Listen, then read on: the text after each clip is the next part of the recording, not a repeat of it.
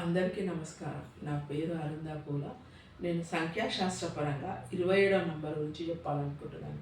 27 డేట్‌లో పుట్టిన తర్వాత డెస్టినీ అంటే మన డేటు, మంత్ యాడ్ చేసుకోవాలి. అంటే ఇప్పుడు ఎగ్జాంపుల్ ఒక డేట్ 1 నంబర్ ఉందనుకోండి. ప్లస్ మన మంత్ 2 నంబర్ ఉందనుకోండి. తర్వాత మన ఇయర్ నంబర్ కూడా అట్లనే 1, 1 అట్లా ఎంత వస్తదో అంత యాడ్ చేసుకుంటే వచ్చే నంబరే మనకు డెస్టినీ నంబర్. ఆ విధంగా వచ్చే నంబర్ ఏంటంటే 27 నంబర్ వచ్చినప్పుడు ఎంత బాగుంటుందంటే డెస్టినీ నంబరు మనకు ఆ డేట్లో పుట్టిన వాళ్ళకు కూడా ఎట్లా ఉంటుందంటే పేరు, హోదా, అధికారం, ఐశ్వర్యం. డేట్ కన్నా డెస్టినీ నంబర్ ఇంకా బాగా పనిచేస్తుందండి. డేట్లో పుట్టిన వాళ్ళకు కూడా చాలా మంచి రిజల్ట్ ఉంటుంది. డెస్టినీ నంబర్ ఉంటే కూడా ఇంకా బాగా రిజల్ట్ ఉంటుంది అనమాట. అంటే పేరు అంటే మనకు ఒక మంచి పేరు, ప్రతిష్ట అంటారు కదా.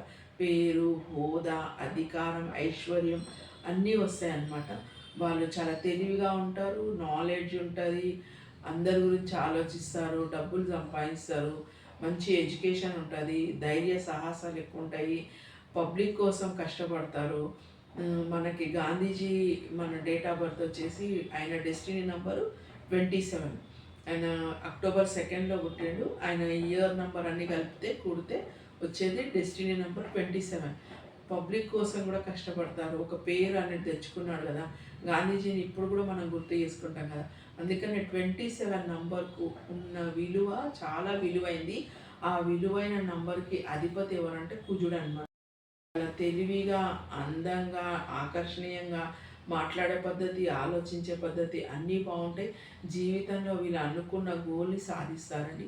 ఓకే అండి, థ్యాంక్ యూ.